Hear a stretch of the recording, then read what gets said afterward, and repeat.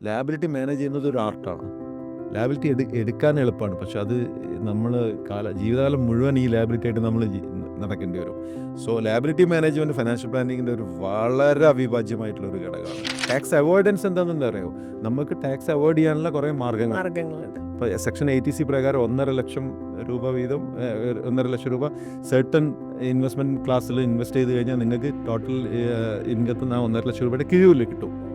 അപ്പോൾ 30% ടാക്സ് അടയ്ക്കുന്ന ഒരാൾക്ക് 1,50,000 രൂപ വരുമാനത്തിൽ കുറവെന്ന് പറഞ്ഞാൽ 1,50,000ത്തിൻ്റെ 30% 45,000 രൂപ അയാൾക്ക് ടാക്സ് സേവ് ചെയ്യാം. അതായത് ഒരു വ്യക്തിക്ക് അനുയോജ്യമായ അയാളുടെ ഫിനാൻഷ്യൽ പ്രൊഫൈലിന് അനുസരിച്ചിട്ടുള്ള ഫിനാൻഷ്യൽ പ്രോഡക്റ്റ് എന്താണോ, ഏതെല്ലാം അസറ്റ് ക്ലാസ്സിൽ അയാൾ ഇൻവെസ്റ്റ് ചെയ്യണം, ഇതെല്ലാം പ്രോപ്പറായിട്ട് ഗൈഡൻസ് പറഞ്ഞു കൊടുക്കുന്ന ഒരാൾക്ക് ഫീസ് കൊടുക്കുന്നതിൽ തെറ്റില്ല. എല്ലാ മാസം 1-ാം തീയതി അല്ലെങ്കിൽ 31-ാം തീയതി ശമ്പളം വരുന്ന ഒരാൾക്ക് ജോലി പോയി കഴിഞ്ഞാൽ പിന്നെ ഇൻകം വരുന്നില്ല. പല ഇയാളുടെ എക്സ്പെൻസും കാര്യങ്ങളൊക്കെ അവിടെ നിൽക്കുകയാണ് അല്ലേ? അപ്പോൾ അത് മീറ്റ് ചെയ്യണമെന്നുണ്ടെങ്കിൽ ആദ്യത്തെ ലെസൺ 1-ാം ക്ലാസ്സിൽ കഴിക്കുന്ന ഡേയ്സ് ഈ കണ്ടിൻജൻസി റിസർവ് അല്ലെങ്കിൽ എമർജൻസി പ്ലാനിങ് ആണ്.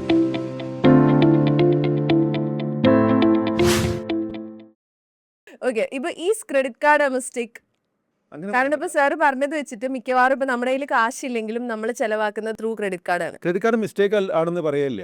ക്രെഡിറ്റ് കാർഡ് എങ്ങനെ മിസ്റ്റേക്ക് ആകുന്നത്? ക്രെഡിറ്റ് കാർഡ് എന്ന് പറഞ്ഞാൽ ഈസിലി നമുക്ക് ട്രാൻസാക്ട് ചെയ്യാൻ പറ്റുന്നത്, പക്ഷെ അത് യൂസ് ചെയ്യുന്നതിലാണ് വളരെ ശ്രദ്ധിക്കേണ്ടത്. ക്രെഡിറ്റ് കാർഡ് മിസ്റ്റേക്കാണ് അത് തെറ്റായിട്ട് യൂസ് ചെയ്ത് കഴിഞ്ഞാൽ. എങ്ങനെ? കൂടുതൽ ക്രെഡിറ്റ് കാർഡ് എടുക്കുന്നു, നമ്മളെ കപ്പാസിറ്റിക്ക് അനുസരിച്ച് കൂടുതൽ ചിലവഴിക്കുന്നു. പിന്നെ ക്രെഡിറ്റ് കാർഡിൽ വരുന്ന എമൗണ്ട് ഡ്യൂ എത്രയാണോ അത് ടൈമിൽ പേ ചെയ്യാൻ പറ്റുന്നവനാണെങ്കിൽ എത്ര ക്രെഡിറ്റ് കാർഡ് എടുത്തോട്ടോ കുഴപ്പമില്ല. നേരെ മറിച്ച് നിങ്ങൾ എന്ന് ക്രെഡിറ്റ് കാർഡിൽ നിങ്ങൾ മുഴുവൻ പേയ്മെൻറ്റ് അടയ്ക്കാതെ മിനിമം ഡ്യൂ എമൗണ്ട് മാത്രം അടിച്ച് നിർത്തുന്നോ അന്ന് തുടങ്ങും ഈ പ്രശ്നങ്ങൾ. അപ്പം ക്രെഡിറ്റ് കാർഡ് മിസ്റ്റേക്ക് എന്ന് പറയില്ല, യൂസ് ചെയ്യുന്നത് ശ്രദ്ധിച്ച് വേണം. ആ യൂസ് ചെയ്യുമ്പോൾ ക്രെഡിറ്റ് കാർഡ് യൂസ് ചെയ്യുമ്പോൾ ശ്രദ്ധിക്കേണ്ട കാര്യങ്ങൾ എന്ന് ഞാൻ സാറിനോട് ചോദിച്ചാൽ പോയിന്റ് ബൈ പോയിന്റ് എനിക്കത് പറഞ്ഞുതരും. ക്രെഡിറ്റ് കാർഡ് നമ്മൾ ശരിക്കും നമുക്ക് അഫോർഡ് ചെയ്യാൻ പറ്റുന്ന കാശിന് മാത്രം ക്രെഡിറ്റ് കാർഡ് സ്വൈപ്പ് ചെയ്യുക. നിങ്ങളെ ക്രെഡിറ്റ് കാർഡ് ചിലപ്പോൾ വലിയ കാർഡൊക്കെ ആയിരിക്കും, 5,00,000 രൂപ ചിലപ്പോൾ ലിമിറ്റൊക്കെ കാണും. അത് വെച്ച് ആ 5,00,000 ലിമിറ്റ് വെച്ചിട്ട് യൂസ് ചെയ്യണം എന്നുള്ള ഒരു നിർബന്ധമില്ല. നിങ്ങൾക്ക് 50,000 ചിലവ് അല്ലെങ്കിൽ അത് ചിലവ് ചെയ്താൽ മതി. 50,000 രൂപ അടയ്ക്കാനേ ഇൻകം ഉള്ളെങ്കിൽ 5,00,000 പോയി ചിലവ് ചെയ്ത് കഴിഞ്ഞാൽ ബാക്കി 4,50,000 കടാണ്. അതെന്ന് പറഞ്ഞു കഴിഞ്ഞാൽ നമ്മൾ ഇൻട്രസ്റ്റ് എല്ലാം നോക്കുമ്പോൾ നമ്മളൊരു കമ്പാരിസണും ഇല്ല മറ്റുള്ള ബാങ്ക് ലോൺസൊക്കെ ആയിട്ട് കമ്പയർ ചെയ്യുമ്പോൾ. മനസ്സിലല്ലേ? പിന്നെ എപ്പോഴും നമുക്ക് ശരിക്കും ക്രെഡിറ്റ് കിട്ടുന്നുണ്ട്. 30 to 40 ഡേയ്സിൻ്റെ ഉള്ളിൽ ഒരു ക്രെഡിറ്റ് അടച്ചാൽ മതി. പക്ഷേ അത് അടയ്ക്കുന്ന സമയത്ത് ഡ്യൂ എമൗണ്ട് എത്രയാണോ മുഴുവൻ അടയ്ക്കാന്നുള്ളതാണ് കാര്യം. അത് അടയ്ക്കാൻ പറ്റാത്തവൻ ഇതിന് നിൽക്കരുത്. മിനിമം ഡ്യൂ എന്ന് പറയുന്നത് മിനിമം ഡ്യൂ എന്നത് വലിയ മിസ്റ്റേക്കാണ്. 1,00,000 രൂപ ഔട്ട്സ്റ്റാൻഡിംഗ് ഉള്ളൊരു കാർഡിൽ 10,000 രൂപ മിനിമം ഡ്യൂ എന്ന് പറഞ്ഞാൽ 10,000 അടച്ചു കഴിഞ്ഞാൽ നമ്മൾ ക്രെഡിറ്റ് കാർഡ് അടച്ചെന്ന് പറഞ്ഞത് തെറ്റാണ്. ബാക്കി 90,000 രൂപയുടെ മേലെ അതിഭീമമായ പലിശയാണ് വരുന്നത്. ഓക്കെ. പിന്നെ ക്രെഡിറ്റ് കാർഡ് അല്ലാണ്ട് നമ്മുടെ ബഡ്ജറ്റിനെ താളം തെറ്റിക്കുന്ന വേറെ എന്തെങ്കിലും സാധനങ്ങളുണ്ടോ? ക്രെഡിറ്റ് കാർഡ് അല്ലാതെ ഇതാണ് ഞാൻ പറഞ്ഞത്, നമ്മൾ അമിത വ്യയം, കൂടുതൽ ലോണ്, ഓവർ ലാബിലിറ്റി എന്ന് പറഞ്ഞു കഴിഞ്ഞാൽ എപ്പോഴും ഒരു പ്രശ്നം തന്നെയാണ്. കടം കൂടുതൽ. ഇപ്പോൾ ഞാൻ പറയാം, ഈ സ്റ്റെപ്സിൽ ഞങ്ങൾ ഫിനാൻഷ്യൽ പ്ലാനിങ് ചെയ്യുന്ന സമയത്ത് അതിൻ്റെ ഒരു ഭാഗമായിട്ട് വരുന്നത്, ഞാൻ നേരത്തെ പറഞ്ഞല്ലോ, ഇൻഷുറൻസ് പ്ലാനിങ് ഉണ്ട്, ടാക്സ് പ്ലാനിങ് ഉണ്ട്, ലാബിലിറ്റി മാനേജ്മെൻറ്റ് ഇതിൻ്റെ ഒരു ഭാഗമാണ്. ലാബിലിറ്റി മാനേജ് ചെയ്യുക എന്ന് പറഞ്ഞാൽ എല്ലാ ലാബിലിറ്റി നോക്കി നിങ്ങൾ ഇത്രയും കടം വന്നാൽ അങ്ങനെയല്ല ഞാൻ ഉദ്ദേശിച്ചത്. ഒരേ സമയത്ത് 5-6 ലോൺ എടുത്തിട്ട് ഏത് ലോണിനാണോ പ്രയോറിറ്റി കൊടുക്കേണ്ടത്, ഏത് ലോണിനാണോ ഇൻട്രസ്റ്റ് കൂടുതലുള്ളത്, ഏത് ലോൺ അടച്ചാലാണ് എനിക്ക് കുറച്ചൊന്ന് നിവർന്ന് നിൽക്കാൻ പറ്റുക, ഇതൊന്നും അറിയാതെ ആളുകൾ ഒരുപാട് ലോൺ എടുക്കും. ലാബിലിറ്റി മാനേജ് ചെയ്യുന്നത് ഒരു ആർട്ടാണ്. ലാബിലിറ്റി എടുക്കാൻ എളുപ്പമാണ്, പക്ഷെ അത് നമ്മൾ ജീവിതകാലം മുഴുവൻ ഈ ലാബിലിറ്റി ആയിട്ട് നമ്മൾ നടക്കേണ്ടി വരും. സോ ലാബിലിറ്റി മാനേജ്മെൻറ്റ് ഫിനാൻഷ്യൽ പ്ലാനിങ്ങിൻ്റെ ഒരു വളരെ അവിഭാജ്യമായിട്ടുള്ളൊരു ഘടകമാണ്. പിന്നെ അപ്പം നിങ്ങൾ തെറ്റിദ്ധരിക്കേണ്ട ഒരു കാര്യം, തെറ്റിദ്ധരിക്കാൻ പാടില്ലാത്ത എന്താണെന്ന് വെച്ച് കഴിഞ്ഞാൽ, ഫിനാൻഷ്യൽ പ്ലാനിങ് എന്ന് പറഞ്ഞാൽ ഇൻവെസ്റ്റ്മെൻറ്റിനെ പിന്നെ പ്രോത്സാഹിപ്പിക്കുക അല്ല. അതാണ് ഞാൻ നേരത്തെ പറഞ്ഞത്. അയാളുടെ ഫിനാൻസായിട്ട് ബന്ധപ്പെട്ട എല്ലാ കാര്യങ്ങളും including his liability management also. ഇപ്പോൾ 8, 10, 5, 6 ക്രെഡിറ്റ് കാർഡ്, അതേപോലെ തന്നെ കുറേ loan, housing loan, personal loan, ആ ലോൺ, ഈ ലോൺ, വെഹിക്കിൾ ലോണ്, ഇതെല്ലാം വരുമ്പോൾ നമുക്ക് ഇൻകം വരുന്നുണ്ടാവും. ഈ ഇൻകം നമ്മൾ എങ്ങനെയാണ് മാനേജ് ചെയ്യേണ്ടതെന്നുള്ള, അതായത് ഈ ലോൺ ഏത് ലോണിന് പ്രയോറിറ്റി കൊടുത്ത് ആദ്യം അടയ്ക്കണം, ഈ ലോൺ അടയ്ക്കുന്നതിനായിട്ട് മുമ്പേ ഈ ചെറിയ ലോൺ അടച്ച് തീർക്കുന്നതല്ലേ ബുദ്ധി എന്നുള്ളത് പറഞ്ഞു കൊടുക്കാൻ ആരെങ്കിലും ഉണ്ടെങ്കിൽ നല്ലതാണ്. അപ്പോൾ ആ ലോൺ തീർന്നു കഴിഞ്ഞാൽ എത്ര രൂപ നമുക്ക് ഇൻകം നമുക്ക് റിലീസാവും, ആ കാശ് വെച്ചിട്ട് നമുക്ക് വേറെ എന്തെങ്കിലും ഇൻവെസ്റ്റ്മെൻറ്റ് നടത്താൻ വേണ്ടി പറ്റുമോ? ഒരു ചോദ്യം.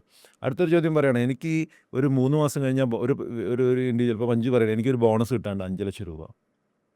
ഓക്കെ, എനിക്ക് 3-4 ലോണുണ്ട്. സാറൊന്ന് പറഞ്ഞു, എനിക്ക് ലോൺ അടയ്ക്കണോ അതോ ഇത് ഇൻവെസ്റ്റ് ചെയ്യണോ? നല്ല മാർക്കറ്റല്ല, അപ്പം നല്ല റെഡി ആയി നിൽക്കുകയാണ് സ്റ്റോക്ക് മാർക്കറ്റ്, നല്ല കാശ് കിട്ടും. അപ്പോൾ ഇത് ഒന്നുകിൽ നിങ്ങൾക്ക് 2 ഓപ്ഷൻ, ഒന്നുകിൽ പോയിട്ട് എന്ത് ചെയ്യുക, ലോൺ കണ്ട് അടയ്ക്കുക, അല്ലെങ്കിൽ എന്ത് ചെയ്യുക, ഇൻവെസ്റ്റ് ചെയ്യാം. പക്ഷേ ഇൻവെസ്റ്റ് ചെയ്യുന്നതിന് മുമ്പ് നമ്മൾ ആലോചിക്കണം, ഈ മാർക്കറ്റിൽ ഇൻവെസ്റ്റ് ചെയ്ത് കഴിഞ്ഞാൽ എന്തായിരിക്കും എക്സ്പെക്റ്റഡ് റിട്ടേൺ. അത് എത്ര നാൾ കൊണ്ട് കിട്ടും. അതെ, 10% റിട്ടേൺ കിട്ടാവുന്ന ഒരു മാർക്കറ്റിലാണ് ഇൻവെസ്റ്റ് ചെയ്യുന്നതെങ്കിൽ ഇവിടെ 16-30% ക്രെഡിറ്റ് കാർഡിൻ്റെ ഔട്ട്സ്റ്റാൻഡിംഗ് ഒക്കെ ഉണ്ടെങ്കിൽ നിങ്ങൾ ആദ്യം ഇൻവെസ്റ്റ്മെൻറ്റിനെ പറ്റി ചിന്തിക്കേ വേണ്ട. നിങ്ങൾ നേരെ പോയി ചെയ്യേണ്ടത് എന്താണ്, ലോൺ അടച്ച് തീർക്കാൻ വേണ്ടി. ഇൻവെസ്റ്റ്മെൻറ്റ് പറ്റി ചിന്തിക്കേണ്ട. ഇതൊക്കെ പറഞ്ഞു കൊടുക്കാൻ ഒരാൾ വേണം.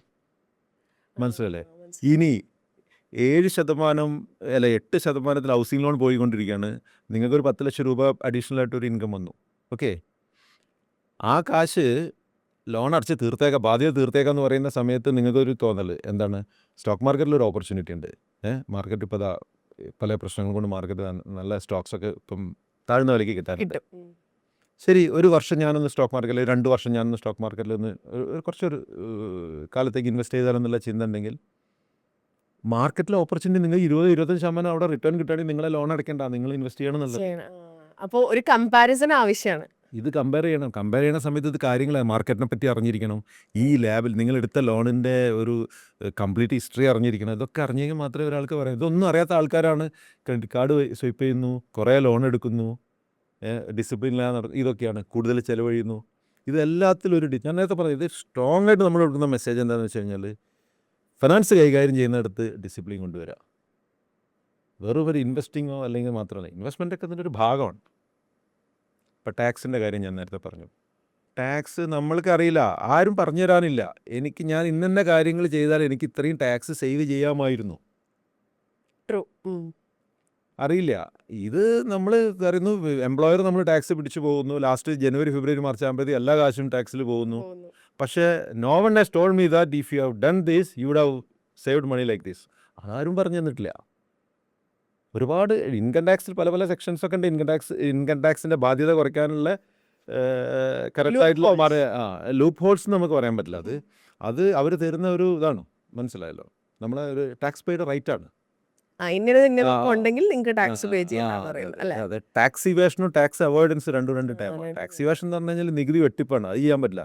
ടാക്സ് അവോയ്ഡൻസ് എന്താണെന്ന് അറിയോ, നമുക്ക് ടാക്സ് അവോയ്ഡ് ചെയ്യാനുള്ള കുറേ മാർഗ്ഗങ്ങളുണ്ട്. ഇപ്പോൾ സെക്ഷൻ 80C പ്രകാരം 1.5 ലക്ഷം രൂപ വീതം 1.5 ലക്ഷം രൂപ സെർട്ടൺ ഇൻവെസ്റ്റ്മെൻറ്റ് ക്ലാസ്സിൽ ഇൻവെസ്റ്റ് ചെയ്ത് കഴിഞ്ഞാൽ നിങ്ങൾക്ക് ടോട്ടൽ ഇൻകത്ത് നിന്ന് 1.5 ലക്ഷം രൂപയുടെ കിഴിവിൽ കിട്ടും. അപ്പോൾ 30% ടാക്സ് അടയ്ക്കുന്ന ഒരാൾക്ക് 1.5 ലക്ഷം രൂപ വരുമാനത്തിൽ കുറവെന്ന് പറഞ്ഞാൽ 1.5 ലക്ഷത്തിൻ്റെ 30% 45,000 രൂപ അയാൾക്ക് ടാക്സ് സേവ് ചെയ്യാം. അത് ആരും പറഞ്ഞു കൊടുത്തിട്ടില്ല. അയാൾക്ക് വേണമെങ്കിൽ ഇൻഷുറൻസ് പ്രീമിയം, പബ്ലിക് പ്രൊവിഡൻറ്റ് ഫണ്ടോ, ഇക്വിറ്റി ലിങ്ക്ഡ് സേവിങ് സ്കീമോ, അങ്ങനെ ഒരുപാട് അവന്യൂസ് ഉണ്ട്. മനസ്സിലായി? അപ്പോൾ ഇതൊക്കെ പറഞ്ഞു കൊടുക്കാം. അപ്പോൾ ഇതെല്ലാം അതിൻ്റെ ഒരു ഭാഗമാണ്. ഇപ്പം ലയബിലിറ്റീസിനെ മാനേജ് ചെയ്യാൻ ഹെൽപ്പ് ചെയ്യും എന്ന് പറയുമ്പോൾ ചിലപ്പോൾ ഒരുപാട് ലയബിലിറ്റി ഉള്ള, അല്ലെങ്കിൽ ലക്ഷങ്ങൾ ലയബിലിറ്റി ഉള്ള ആൾക്ക് വരുന്നൊരു ഹോപ്പായിരിക്കും ചിലപ്പോൾ ജിയോജിത് സ്റ്റെപ്സിലേക്ക് വന്നു കഴിഞ്ഞാൽ അവരുടെ കടങ്ങൾക്കൊരു ഇതുണ്ട്. അതൊരു തെറ്റായ സന്ദേശം. കാരണം നമ്മൾക്ക് എടുക്കാൻ പറ്റാവുന്നതിൽ ഉപരി കടമെടുത്തിട്ട് ഞങ്ങൾ ഒരു നിശ്ചിത ഫീ വെച്ചിട്ടാണ് അതിലേക്ക് ഫൈനാൻഷ്യൽ പ്ലാനിങ് ചെയ്യുന്നത്. അപ്പോൾ ആ ഫീ പോലും അടയ്ക്കാൻ പറ്റാതെ ലോണിൽ പെട്ടെടുക്കുന്ന ഒരാൾക്ക് ഇത് വന്നു കഴിഞ്ഞാൽ എൻ്റെ ലോണെല്ലാം കറക്റ്റ് ചെയ്യാൻ പറ്റും എന്നുള്ളൊരു ധാരണ ഇല്ല. ഞാൻ ക്ലിയർ ആയിട്ട് പറയാം. ഞാൻ പറഞ്ഞു വരുന്നത് പ്രോപ്പറായിട്ട് വരുമാനം, ഓക്കെ, വരുമാനത്തിൽ മിച്ചം പിടിക്കാൻ, കാശ് മിച്ചം പിടിക്കാൻ പറ്റുമെങ്കിൽ കഴിവുണ്ടായിരിക്കും, പക്ഷെ പറ്റുന്നില്ല പല കാരണങ്ങൾ കൊണ്ട്. പിന്നെ അതേപോലെ തന്നെ അടുത്ത കുറച്ച് വർഷങ്ങളിലേക്ക് കുറേ ഒബ്ജക്റ്റീവ് മീറ്റ് ചെയ്യാനുണ്ട്. റിട്ടയർമെൻ്റ് ആകുമ്പോഴേക്കും എനിക്കൊരു കോർപ്പസ് ഉണ്ടാക്കിയിരിക്കണം. ഇങ്ങനെയുള്ള ചിന്തകളൊക്കെ ആയിട്ട് അപ്പോൾ ലാബിലിറ്റി അതിൻ്റെ ഒരു ഞാൻ കുറേ ലോണൊക്കെ എടുത്തിട്ടുണ്ട്. പക്ഷെ അതൊക്കെ എന്താ ഓർഡറിലാക്കി തരണം, ഇതൊക്കെ പറ്റും. അല്ലാതെ ഞാൻ പറയുന്നത് വെച്ചാൽ നമ്മളെ ആകെ ചെറിയൊരു വരുമാനമുള്ള ആൾ നാട്ടിലെ എല്ലാ കടവും എടുത്തിട്ട് ഇതിന്ന് ട്രാപ്പിന്ന്, അത് ആർക്കും ഹെൽപ്പ് ചെയ്യാൻ പറ്റില്ല. അത് അയാൾ ചെയ്തൊരു മിസ്റ്റേക്കാണ്, അല്ലേ? ഇപ്പം ദിസ് ഇസ് പെയ്ഡ്. സർ പറഞ്ഞതുപോലെ ഇതിന് നമ്മളൊരു ഫീ കൊടുക്കണം. നമുക്ക് അല്ലാണ്ടുള്ളൊരു ഫീലാണ്. അതായത് ഇപ്പോൾ ഒരു ഡോക്ടറെ കാണണമെങ്കിൽ നമ്മൾ ഫീ കൊടുക്കും, അഡ്വക്കേറ്റിനെ കാണണമെങ്കിൽ ഫീ കൊടുക്കും. പക്ഷേ ഇങ്ങനത്തെ കാര്യങ്ങൾക്ക് കാശ് കൊടുക്കാൻ നമുക്കൊരു മടിയുണ്ട്. അതായത് നമ്മൾ കാശ് മിച്ചം പിടിക്കാനാണല്ലോ പോകുന്നത്, അവിടെയും കാശ് കൊടുക്കണം എന്ന് പറഞ്ഞാൽ അതൊരു റോങ് പരിപാടിയല്ലേ എന്ന് തോന്നും. What would you tell them? അത് ശരിക്കും മഞ്ജു പറഞ്ഞ പോലെ നമ്മളിപ്പോൾ വക്കീലിന് ഫീസ് കൊടുക്കുന്നു, അല്ലേ? ആർക്കിടെക്റ്റിന്, എഞ്ചിനീയർക്ക് ഫീസ് കൊടുക്കുന്നു, ഡോക്ടർക്ക് ഫീസ് കൊടുക്കുന്നു. ഇത്രയും കാര്യങ്ങൾ പറഞ്ഞ ഒരാൾക്ക് എന്താ ഫീസ് കൊടുക്കുന്നതിൽ തെറ്റ്, അല്ലേ? നിങ്ങൾക്ക് ടാക്സ് സേവ് ചെയ്യാനുള്ള മാർഗ്ഗങ്ങൾ പറഞ്ഞു തരുന്നത് നിങ്ങൾക്ക് ഫിനാൻഷ്യൽ ഒബ്ജക്റ്റീവ് കറക്റ്റ് സമയത്തിന് മീറ്റ് ചെയ്യാൻ പറഞ്ഞു തരുന്ന ആൾ, നിങ്ങളുടെ ഇതിൽ എന്തെല്ലാം തരത്തിലുള്ള ഡിസിപ്ലിൻ കൊണ്ടുവരുന്നത്, നിങ്ങളുടെ ക്രെഡിറ്റ് കാർഡ് ഡ്യൂസ് എങ്ങനെ കുറയ്ക്കാമെന്ന് പറഞ്ഞു തരുന്ന ആൾ, അയാൾ ചെയ്യുന്ന സേവനത്തിന് ഫീസ് കൊടുക്കുന്നതിൽ എനിക്കൊന്ന് മറ്റുള്ള ഏത് സർവീസിന് കൊടുക്കുന്ന ഫീയേക്കാളും വളരെ ധൈര്യത്തിൽ കൊടുക്കാവുന്നതാണ് ഫിനാൻഷ്യൽ പ്ലാനിങ്ങിലെ fee. Because he is helping us a lot. മനസ്സിലായല്ലോ? ഇപ്പം നിങ്ങൾക്കൊരു പെർട്ടിക്കുലർ ഹെൽത്ത് ഇഷ്യൂസ് വരുന്ന സമയത്ത് ഡോക്ടേഴ്സ് അയക്കുന്ന ഓഫ്കോഴ്സ് ലൈഫാണ്, നമ്മളെ മെഡിക്കൽ ആയിട്ട് ബന്ധപ്പെട്ട കാര്യങ്ങളാണ് ചെയ്യുന്നത്. അതേപോലെ തന്നെ ഏറ്റവും പ്രധാനപ്പെട്ട ഒരു മേഖലയാണിത്. ഇത് എന്തുണ്ടായിരുന്നു വെച്ചാൽ ഇതിൻ്റെ ഒരു വ്യത്യാസം എന്താണെന്നറിയോ? ഇത്രയും കാലം ഈ ഫിനാൻഷ്യൽ സർവീസിൽ ഫീ ഉണ്ടായിരുന്നില്ല. കാരണം ഫിനാൻഷ്യൽ സർവീസ് ഇൻഡസ്ട്രിയിൽ ഏർപ്പെട്ടിരിക്കുന്ന വ്യക്തികൾ എന്ത് പ്രൊഡക്റ്റാണോ കൊടുക്കുന്നത് ആ പ്രൊഡക്റ്റ് സെല് ചെയ്യുന്നതിലാണ് കമ്മീഷൻ അവർക്ക് ഉണ്ടാവാറ്. മനസ്സിലായില്ലേ? ഏതൊരു പ്രൊഡക്റ്റ് സെല് ചെയ്താലും അതിലാണ് കമ്മീഷൻ. ഇപ്പോൾ ഷെയർ വാങ്ങുകയാണെങ്കിലും മ്യൂച്വൽ ഫണ്ട് ആണെങ്കിൽ കമ്മീഷനാണ്. ഇവിടെ എന്താ ചെയ്യുന്നത് വെച്ചാൽ ഇത് എന്ത് വാങ്ങണം എന്നുള്ള കാര്യം പ്രോപ്പറായിട്ട്, അതായത് ഒരു വ്യക്തിക്ക് അനുയോജ്യമായ അയാളുടെ ഫിനാൻഷ്യൽ പ്രൊഫൈലിന് അനുസരിച്ചിട്ടുള്ള ഫിനാൻഷ്യൽ പ്രോഡക്റ്റ് എന്താണോ, ഏതെല്ലാം അസറ്റ് ക്ലാസ്സിൽ അയാൾ ഇൻവെസ്റ്റ് ചെയ്യണം, ഇതെല്ലാം പ്രോപ്പറായിട്ട് ഗൈഡൻസ് പറഞ്ഞു കൊടുക്കുന്ന ഒരാൾക്ക് ഫീസ് കൊടുക്കുന്നതിൽ തെറ്റില്ല. And the most important thing is that നമ്മൾ കൊടുക്കുന്ന അഡ്വൈസ് പ്രോപ്പർ ആയതുകൊണ്ട് തന്നെ ഈ ഇൻവെസ്റ്റർക്ക് മനസ്സിലാവും എൻ്റെ പ്രൊഫൈലിനനുസരിച്ചിട്ടുള്ള അസറ്റ് ക്ലാസ്സാണ് എനിക്ക് സജസ്റ്റ് ചെയ്തത്, അല്ലേ? ഇതായിരുന്നു എനിക്ക് വേണ്ടിയിരുന്നത്. സോ അതിൽ ഫീസ് കൊടുക്കാം. Is that expensive? No, not at all. ഇതിപ്പോൾ നമ്മളിപ്പോൾ ചില സാധനങ്ങൾ പറയും ഇതൊരു വൺ ടൈം ഇൻവെസ്റ്റ്മെൻ്റ് ആണ് എന്ന് നമ്മൾ ചില സാധനങ്ങൾ പറയുമല്ലോ. ഇപ്പോൾ ജിയോജിത്ത് സ്റ്റെപ്സിലേക്ക് വന്നു കഴിഞ്ഞാൽ നമ്മൾ വരുന്നു, വി പേ ദർ ഫീ, എന്നിട്ട് പിന്നെ അങ്ങോട്ട് ലൈഫ് ലോങ് അല്ലെങ്കിൽ for a period of time അവർ നമ്മളെ ഹെൽപ്പ് ചെയ്യും, അങ്ങനെയാണോ? നമ്മൾ ഒരു ക്ലയൻറ്റ്, ഇപ്പോൾ സപ്പോസ് മഞ്ജു നാളെ ഫിനാൻഷ്യൽ പ്ലാനിങ് സർവീസ് എടുക്കാമെന്ന് വിചാരിക്കുക. നേരത്തെ പറഞ്ഞ പോലെ തന്നെ റിസ്ക് എടുക്കാനുള്ള കപ്പാസിറ്റി, മഞ്ജുവിൻ്റെ പേഴ്സണൽ ഫിനാൻഷ്യൽ പ്രൊഫൈൽ ഇതെല്ലാം ചെയ്ത് കഴിഞ്ഞിട്ടാണ് നമ്മൾ എന്ത് ചെയ്യുന്നത്. പിന്നെ ഫീ മേടിക്കും. ഫീ മേടിച്ചിട്ട് 1 ഇയറിലേക്കാണ് ഈ സർവീസ്. ഫസ്റ്റ് ഇയറിലെ ഒരു വർഷത്തേക്കാണ് എഗ്രിമെൻറ്റ് നമ്മൾ എഴുതുന്നത്. ഓക്കെ. ഇപ്പോൾ ക്ലയൻറ്റ് എഗ്രിമെൻറ്റ് ഒരു വർഷത്തേക്കാണ്. ഈ ഇൻവെസ്റ്റ്മെൻറ്റ് അഡ്വൈസറി ക്ലയൻറ്റ് ആകുന്നതുകൊണ്ട് തന്നെ നമുക്ക് ഒരു പെർട്ടിക്കുലർ എഗ്രിമെൻറ്റ്, സെപ്പറേറ്റ് എഗ്രിമെൻ്റ് ഒക്കെ വേണത്. ഒരു വർഷത്തേക്കുള്ള എഗ്രിമെൻറ്റ് എഴുതുന്നു.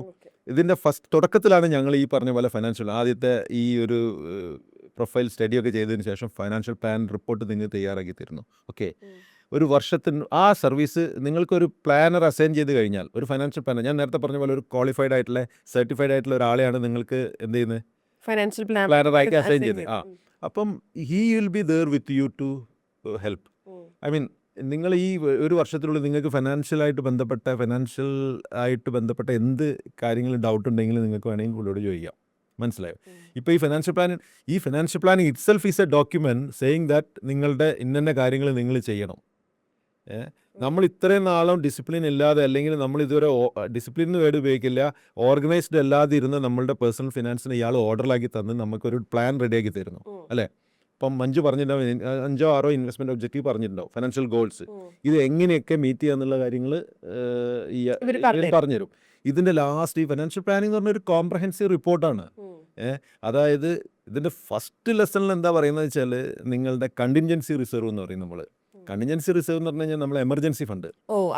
അതായത് ഏതൊരാളും ഇമ്മീഡിയറ്റ് ആയിട്ട് ചെയ്യേണ്ടത്, ഞാൻ പറഞ്ഞത് ഇറസ്പെക്റ്റീവ് ഓഫ് ദെയർ ജോലി വട്ടവർ, ഇവർ ചെയ്യേണ്ടത് എന്താ അറിയോ, അയാൾക്ക് എന്തെങ്കിലും, അയാളുടെ ജോലിക്ക് എന്തെങ്കിലും സംഭവിക്കുക, അയാൾക്ക് എന്തെങ്കിലും സംഭവിച്ചു കഴിഞ്ഞാൽ 6 മാസത്തേക്കെങ്കിലും അയാളുടെ ബാക്കിയുള്ള കാര്യങ്ങൾ, ഇപ്പോൾ അയാളുടെ എക്സ്പെൻസ്, അയാളുടെ പേഴ്സണൽ എക്സ്പെൻസ് ഉണ്ടാവും, അയാൾ ലോൺ ഉണ്ടാവും, ഇങ്ങനെ കാര്യങ്ങളൊക്കെ മീറ്റ് ചെയ്യണമെന്നുണ്ടെങ്കിൽ അതൊരു 6 മാസത്തേക്കുള്ള കാശെങ്കിലും നമ്മൾ മുൻകൂട്ടി എടുത്തു വെക്കണം. അതിന് ഈ കണ്ടിൻജൻസി, ഇതാണ് ഫിനാൻഷ്യൽ പ്ലാനിങ്ങിൻ്റെ ബാലപാഠം എന്ന് പറയാം ശരിക്കും. അപ്പോൾ ഞങ്ങൾ ഇതിൻ്റെ ബേസ് പറയുന്നത് ഈ പ്രൊഫൈലിംഗ് ഒക്കെ കഴിഞ്ഞാൽ ആദ്യം ചെയ്യേണ്ടത്, സാറേ നിങ്ങൾക്ക് ഒരു മാസം ഞങ്ങളിപ്പോൾ അനലൈസ് ചെയ്തപ്പോൾ 1.5 ലക്ഷം രൂപ ചിലവ് വേണം, including your personal expense plus your EMI ഒക്കെ. അപ്പോൾ 1.5 × 6 9 ലക്ഷം രൂപയെങ്കിലും സാറ് ലിക്വിഡായിട്ട് എവിടെയെങ്കിലും കീപ്പ് ചെയ്യണം എന്നുള്ള ഫസ്റ്റ് ലെസൺ. അത് വളരെ ഇമ്പോർട്ടൻ്റാണ്. എന്താ കാര്യം എന്നറിയോ, കോവിഡ് വന്ന സമയത്ത് എന്താ സംഭവിച്ച്, ഒരുവിധ ആളുകൾക്കൊക്കെ ജോലി പോയി. ഈ കണ്ടിൻജൻസി റിസർവ് ഒക്കെ ഉള്ളവർക്ക് പിന്നെയും കുറച്ച് കാലത്തേക്കൊക്കെ പിടിച്ചു നിൽക്കാം. ശരിയാണോ? അല്ലെങ്കിൽ എന്താ, ജോലി പോയി കഴിഞ്ഞാൽ പിന്നെ അല്ല, എല്ലാ മാസം 1-ാം തീയതി അല്ലെങ്കിൽ 31-ാം തീയതി ശമ്പളം വരുന്ന ഒരാൾക്ക് ജോലി പോയി കഴിഞ്ഞാൽ പിന്നെ ഇൻകം വരുന്നില്ല, പല ഇയാളുടെ എക്സ്പെൻസും കാര്യങ്ങളൊക്കെ അവിടെ നിൽക്കുകയാണ്, അല്ലേ?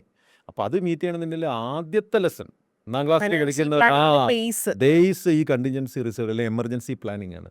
ഈ എമർജൻസി ഫണ്ട് കീപ്പ് ചെയ്യാന്നുള്ള. അപ്പോൾ ഇതൊന്ന് തുടങ്ങുകയാണ്, മനസ്സിലായില്ലേ? അപ്പോൾ ഇതൊന്ന് തൊട്ടിട്ട് പിന്നെ നേരത്തെ പറഞ്ഞ പോലെ തന്നെ ഈ ഗോൾ മീറ്റ് ചെയ്യാനുള്ളത്, ഇൻഷുറൻസ് എത്ര വേണം, ടാക്സിൻ്റെ കാര്യങ്ങൾ, ഫിനാൻഷ്യൽ ഒബ്ജക്റ്റീവ് മീറ്റ് ചെയ്യുന്നത്, റിട്ടയർമെൻറ്റും പറഞ്ഞ് ഇതിൻ്റെ ക്യാഷ് ഫ്ലോ ഉൾപ്പെടെയുള്ള ഫുൾ ഡീറ്റെയിൽ ആണ് നമ്മളൊരു 10-50ഓളം പേജിലൊരു വലിയ ഡോക്യുമെൻ്റാണ് നമ്മൾ തരുന്നത്. ഓക്കെ.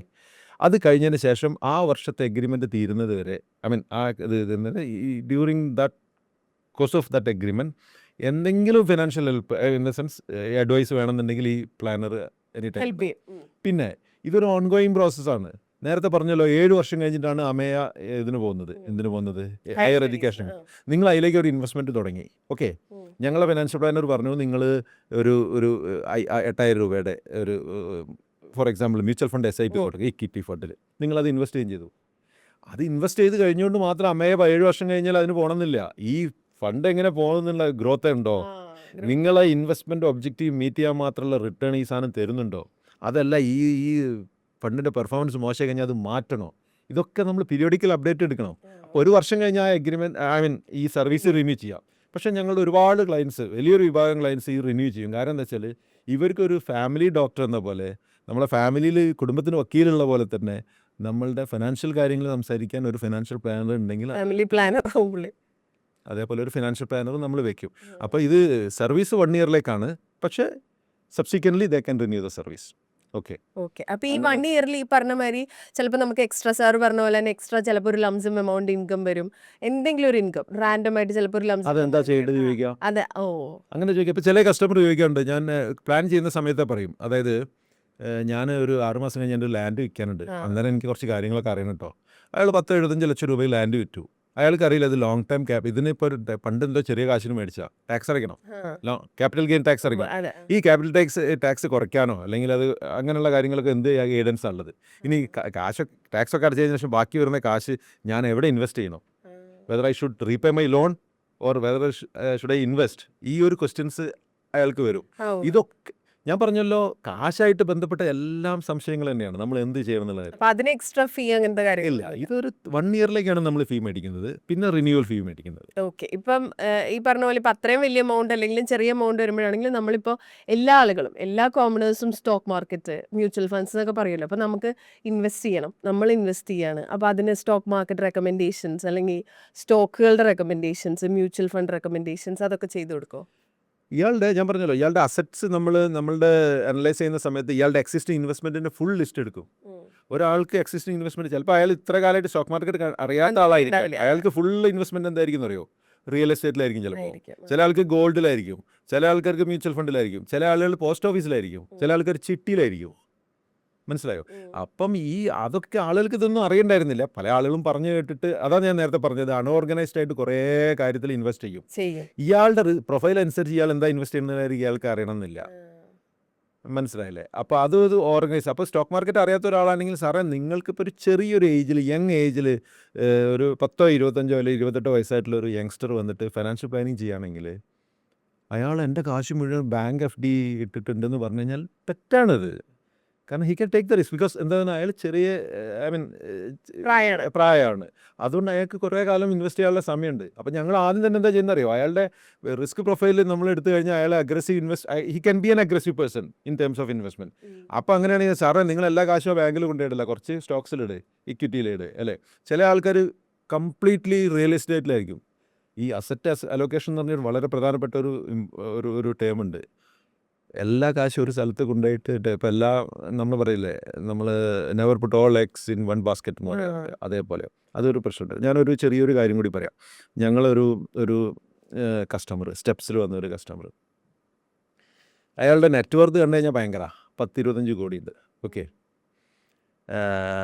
കാശുകാരനാണ്.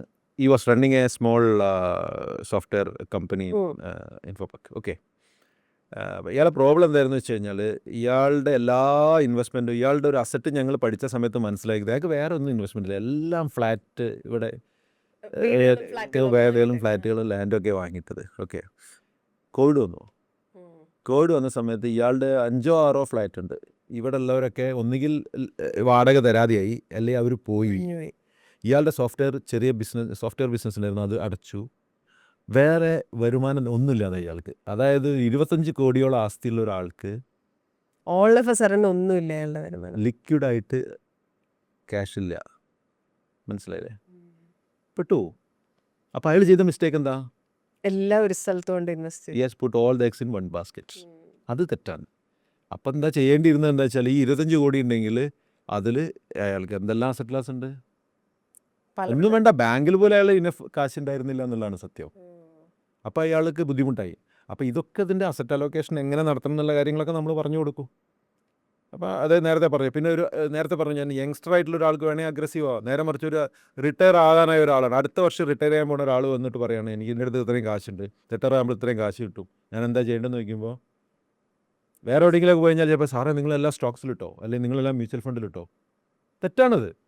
കാരണം അയാൾക്ക് റിസ്ക് എടുക്കാൻ പറ്റില്ല.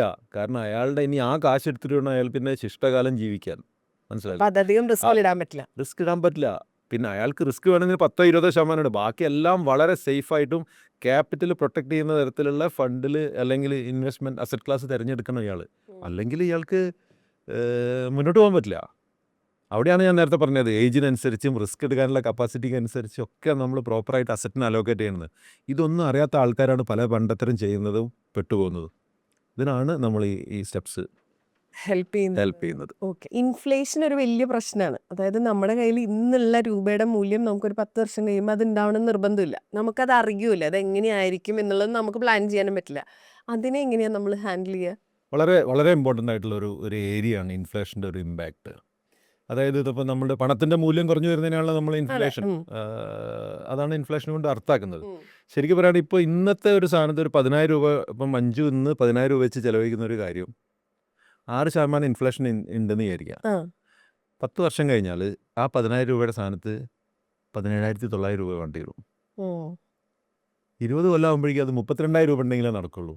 അതായത് ഇന്നിപ്പോൾ നമ്മൾ 20 വർഷം കഴിഞ്ഞിട്ട് എനിക്ക് 10,000 രൂപ മതിയാവുമെന്ന് വിചാരിക്കുന്നത് തെറ്റാണ്. ഇന്നത്തെ 10,000 രൂപയുടെ സ്ഥാനത്ത് 32,000 രൂപ വേണ്ടി വരും. ഞാൻ നേരത്തെ എഡ്യൂക്കേഷൻ ഇൻഫ്ലേഷനെ പറ്റി പറഞ്ഞു. 10% ഇൻഫ്ലേഷൻ ഉണ്ടെങ്കിൽ തന്നെ 3 ലക്ഷം രൂപയുടെ ഒരു കോഴ്സ് ഏതാണ്ട് 7.25 ലക്ഷത്തോളം രൂപ വരും 10 വർഷം കഴിയുമ്പോഴേക്കും. ഓക്കെ. അതായത് ഓരോ ഫീൽഡിലും ഈ ഇൻഫ്ലേഷൻ അതായത് റീറ്റെയിൽ പ്രൈസ് ഇൻഫ്ലേഷൻ തന്നെ കോമൺ ആയിട്ട് നമ്മൾ കാണിക്കാറുണ്ട്. പടപ്പെരുപ്പ് കുറഞ്ഞും കൂടി എന്നൊക്കെ പറഞ്ഞിട്ട് പത്രത്തിൽ വരുന്നതും വാർത്തകളൊക്കെ. നേരെ മറിച്ച് ഓരോ സെഗ്മെന്റിൽ ഇൻഫ്ലേഷൻ കൂടുതലാണ്. ഇപ്പോൾ ഉദാഹരണത്തിന് എഡ്യൂക്കേഷൻ മേഖലയിൽ ഇൻഫ്ലേഷൻ കൂടുതലാണ്. കാരണം അത് നമുക്ക് തന്നെ അറിയാമല്ലോ. സ്കൂളുകളിൽ വരുന്ന ഫീസിൻ്റെ വർധന, സാധാരണ പിന്നെ നമ്മളെ പലചരക്ക് കടയിൽ എന്തെങ്കിലും സാധനം മേടിക്കുന്നതിൻ്റെ വർധനമല്ല, അതിനും കൂടുതലാണ് എവിടെ ഈ പറഞ്ഞിട്ടുള്ള എഡ്യൂക്കേഷൻ. അതിലും കൂടുതലാണ് എവിടെ മെഡിക്കൽ ഇൻഫ്ലേഷൻ. മെഡിക്കൽ ഇൻഫ്ലേഷൻ 2024 ഒരു ഡാറ്റ വന്നിരിക്കുന്നത് 14% വരെ പോകുന്നുണ്ടെന്നാണ് പറയുന്നത്. അതായത് ഞാനൊരു കാര്യം കണ്ടു. അതായത് 1 ലക്ഷം രൂപ ഒരു ചെറിയ സർജറി നടത്താൻ നമ്മൾ ഇന്ന് ചിലവാക്കുന്നുണ്ടെങ്കിൽ 5 കൊല്ലം കഴിഞ്ഞാൽ അതിൻ്റെ സ്ഥാനത്ത് ഏതാണ്ട് 2 ലക്ഷത്തിനടുത്ത് 1,92,000 രൂപ, 1.92 ലക്ഷം വരും. അതായത് എവറി 5 ഇയേഴ്സിലും ഈ സാധനം ഡബിൾ ആയിക്കൊണ്ടിരിക്കുകയാണ്. അപ്പൊ അതിനനുസരിച്ച് പ്ലാൻ. അതാണ് ഞാൻ പറഞ്ഞത്, ഹെൽത്ത് ഇൻഷുറൻസ് ഒക്കെ നമ്മൾ എടുക്കുമ്പോഴും നമ്മൾ ഓരോ കാര്യങ്ങളും ഇതൊക്കെ പ്ലാൻ ചെയ്യണം. ഓരോ കാര്യങ്ങളും. ഇപ്പം 2 വയസ്സായിട്ടുള്ള ഒരു കുട്ടിയാണെങ്കിൽ 17 വയസ്സിൽ ആ കുട്ടിയെ എഡ്യൂക്കേഷൻ വിടുന്നുണ്ടെങ്കിൽ 15 വർഷത്തേക്കുള്ള ഇൻഫ്ലേഷൻ നമ്മൾ മുൻകൂട്ടി കാണണം. ആ ഇൻഫ്ലേഷനും കൂടി അഡ്ജസ്റ്റ് ചെയ്തിട്ട് വേണം നമ്മൾ ഗോൾ പ്ലാൻ ചെയ്യാൻ. ഒരു 35 വയസ്സായിട്ടുള്ള ഒരു വ്യക്തി അയാൾ റിട്ടയർ ചെയ്യുന്നത് 60 അല്ലെങ്കിൽ 55 വയസ്സിലാണെന്ന് വിചാരിക്കാം. അയാൾക്ക് ഇനി ഫ്രീ റിട്ടയർമെൻറ്റ് പീരീഡ് പറഞ്ഞാൽ 20 വർഷമാണ്, 35 മുതൽ 55 വരെ. ശരിക്കും അയാൾ ഇന്ന് വിചാരിക്കുന്ന കാശായിരിക്കില്ല ആക്ച്വൽ റിട്ടയർമെൻറ്റ് സമയത്ത് അയാൾക്ക് ആവശ്യമായിട്ട് വരാം. നമ്മൾ റിട്ടയർമെൻറ്റിൻ്റെ കാര്യം സംസാരിക്കുമ്പോൾ ഞാൻ പറയാം. അപ്പോൾ ചുരുക്കത്തിൽ ഇൻഫ്ലേഷൻ എന്ന് പറഞ്ഞു കഴിഞ്ഞാൽ വളരെ അപകടകരമായിട്ടുള്ള ഒരു സാധനമാണ്.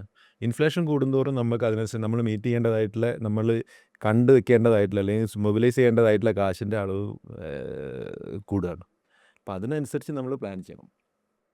ഞാൻ വളരെ ഡിസിപ്ലിൻഡ് ആണ്. ഞാൻ എനിക്ക് വേണ്ട സാധനങ്ങൾ സെറ്റ് ചെയ്ത് വെച്ചിട്ടുണ്ടെന്നുള്ളൊരു സമാധാനത്തിൽ ഈ ഇൻഫ്ലേഷനും കൂടെ നമ്മൾ ഹാൻഡിൽ ചെയ്യണം അല്ലേ? അതും കൂടെ കണക്കാക്കിയിട്ട് വേണം നമ്മളത് പ്ലാൻ ചെയ്യാൻ. ഇപ്പം നിങ്ങളിപ്പോൾ 100 രൂപ ഉണ്ട്, 6% ഇൻഫ്ലേഷൻ നിൽക്കണേ ആ 100 രൂപ അതേപോലെ തന്നെ നമ്മൾ പ്രായമായ ആളുകൾ, നമ്മളുടെ മുത്തശ്ശിമാരും ഒക്കെ എന്താ ചെയ്ത് ചാരിപാത്രത്തിലോ അല്ലെങ്കിൽ കാശിപാത്രത്തിൽ കാശിട്ട് വയ്ക്കും. ആ കാശായിട്ട് തന്നെ നിൽക്കും അല്ലേ? ഇന്ന് 100 രൂപ കാശിപാത്രത്തിൽ കാശിട്ട് വെച്ചാൽ ഒരു വർഷം കഴിഞ്ഞ് 6% ഇൻഫ്ലേഷൻ, ആ 100 രൂപയുടെ വാല്യൂ 94 രൂപയേ ഉണ്ടാവുള്ളൂ. 6% ഇൻഫ്ലേറ്റ് ചെയ്ത് പോയി. പറഞ്ഞ് മനസ്സിലായോ? അതായത് പണമായിട്ട് തന്നെ വെച്ച് കഴിഞ്ഞാൽ അതിൻ്റെ വാല്യൂ കുറഞ്ഞു വരും. ഇൻവെസ്റ്റ് ചെയ്താൽ മാത്രമേ നമ്മൾ ഇൻഫ്ലേഷനെ ബീറ്റ് ചെയ്യുന്ന തരത്തിൽ ചെയ്യാൻ പറ്റുള്ളൂ. ഇപ്പോൾ 5% ഇൻഫ്ലേഷൻ ഉണ്ടെന്ന് വിചാരിക്കുക. നിങ്ങൾക്ക് 5% താഴെ റിട്ടേൺ കിട്ടുന്ന എന്തിൽ ഇൻവെസ്റ്റ് ചെയ്തിട്ടും കാര്യമില്ല. അതുകൊണ്ട് നിങ്ങൾക്ക് ഗുണമുണ്ടാകും? ഒരു ഗുണമില്ല. മനസ്സിലായില്ലോ? അപ്പം ഇപ്പം ഒരു 8% റിട്ടേൺ കിട്ടുന്ന ബാങ്ക് എഫ് ഡിയിൽ ഇട്ട് കഴിഞ്ഞാൽ റിയൽ റിട്ടേൺ നിങ്ങൾക്ക് 5% ഇൻഫ്ലേഷൻ്റെ 3%ആണ് നിങ്ങളുടെ റിയൽ റിട്ടേൺ. മനസ്സിലായില്ലേ? അപ്പൊ ചില ആൾക്കാർ പല കാര്യങ്ങൾ നടക്കില്ല. നടക്കില്ല. ചില ആൾക്കാർ പറയും എനിക്ക് 10% റിട്ടേൺ ഉണ്ട്. 10% റിട്ടേൺ ഉണ്ടെങ്കിൽ വലിയ എന്തോ സംഭവമാണെന്ന് വിചാരിക്കുന്നുണ്ടാവും ചിലപ്പം. പക്ഷെ 10% എന്താ പ്രശ്നം എന്ന് പറയാം, 6% ഇൻഫ്ലേഷൻ ഉണ്ടെങ്കിൽ 6% പോയി, ബാക്കി 4 ഉള്ളൂ. 3 ടാക്സ് വേറെ പോവും. ആ. അത് കഴിഞ്ഞ് ബാക്കിയുള്ള റിയൽ റിട്ടേൺ മേ ബി 1%, 1.5% ആയിരിക്കും. അതുകൊണ്ടാണ് നമ്മൾ എപ്പോഴും പറയാറുള്ളത്, ഇൻഫ്ലേഷനെ വലിയ അളവിൽ തോൽപ്പിക്കുന്ന തരത്തിലുള്ള ഇൻവെസ്റ്റ്മെൻറ്റിൽ റിട്ടേൺ നടത്തി കഴിഞ്ഞാൽ മാത്രമേ യഥാർത്ഥത്തിൽ നിങ്ങളുടെ നിക്ഷേപം വളരുന്നുള്ളൂ. ഓക്കെ, അപ്പോൾ നമ്മൾ എന്ത് ഇൻവെസ്റ്റ്മെൻറ്റ് നടത്തുകയാണെങ്കിലും ഇൻഫ്ലേഷൻ എന്ന ഒരു ഇത് തലയിൽ വെച്ചിട്ട് വേണം ചെയ്യാനായിട്ട് അല്ലേ? ഇത് നമ്മൾ അപ്പം അതിൽ ഒരുപാട് ഫാക്ടേഴ്സ് ഉണ്ട്. ഇത് നമ്മൾ എന്തിനാണ് ഭാവിയിലേക്ക് മാറ്റി വെക്കുന്നത്, എന്താണ് നമ്മുടെ ആവശ്യം അല്ലേ, എത്ര നാളത്തേക്ക് നമ്മൾ മാറ്റി വെക്കുന്നുണ്ട്, ഒരുപാട് ഫാക്ടേഴ്സ് ഉണ്ട്. തീർച്ചയായിട്ടും. അതുകൊണ്ടാണ് ഈ പേഴ്സണലൈസ്ഡ് ഫൈനാൻഷ്യൽ പ്ലാനിംഗ് എന്നുള്ളത് അത്ര ഇമ്പോർട്ടൻ്റ് ആയിട്ട് വരുന്നത്. ഓഹരി വിപണിയിലെ നിക്ഷേപം വിപണിയിലെ നഷ്ടസാധ്യതകൾക്ക് വിധേയമാണ്. നിക്ഷേപിക്കുന്നതിന് മുൻപ് ബന്ധപ്പെട്ട എല്ലാ രേഖകളും കൃത്യമായി വായിച്ചു ഉറപ്പുവരുത്തേണ്ടതാണ്.